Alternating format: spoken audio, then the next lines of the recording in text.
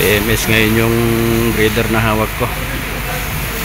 Nililinis muna nila bago ipasok sa shop.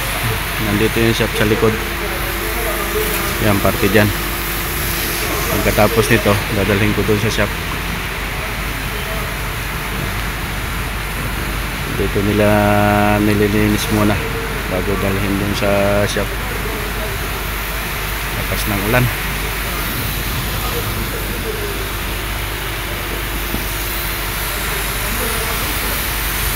Lakas ng pang-spray nila. Ang linis.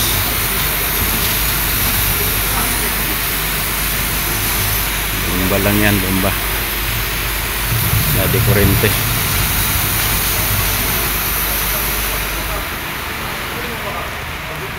Ja!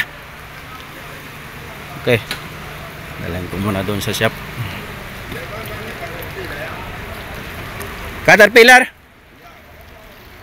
Ah, okay. Ya. Ay, no, Caterpillar na? Ya, no, Caterpillar. Ya. Antes de pagar para no usar ya. Ya, ya, okay, okay.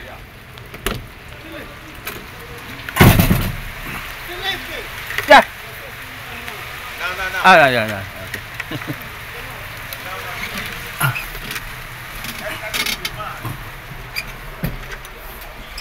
Dalhin ko muna doon sa shop.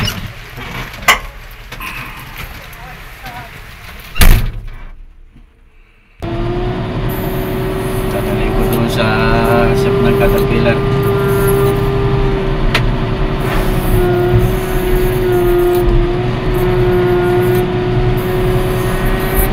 Araw ng TMS ngayon nito.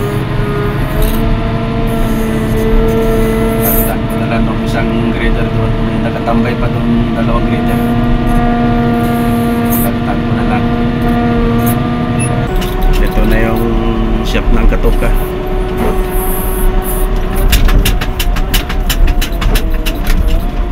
Dito ako pupunta sa may Caterpillar. Division kasi rito. Nandun naman yung Volvo.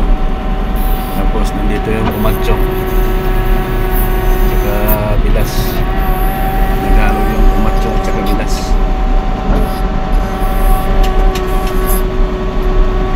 Dito ako sa mga Caterpillar. Puro equipment lang ng Caterpillar dito. Diyan sila mag-PMS nitong grader.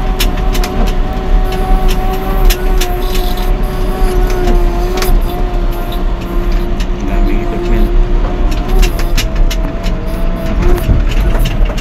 Caterpillar na 777.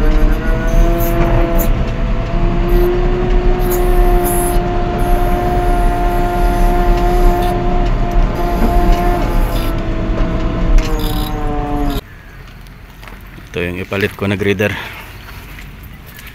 At TMS pa yung isa. Bagong cutting edge. Check up ko muna. Kalbo na yung gulong.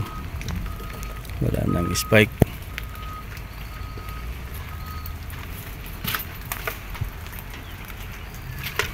Okay naman.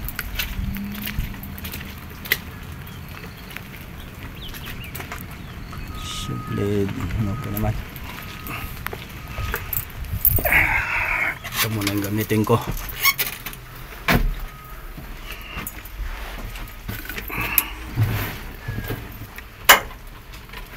Yung isa sana problema, gastado na yung cutting edge. Ito maganda, medyo bago-bago. Dami rin nakatambay na truck.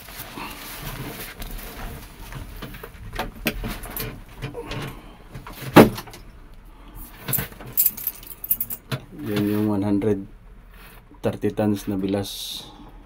Ito sa kabila, mga Komatsu na lang yan. 785 na Komatsu 100 tonner. Pati ito kabila, daming tambay.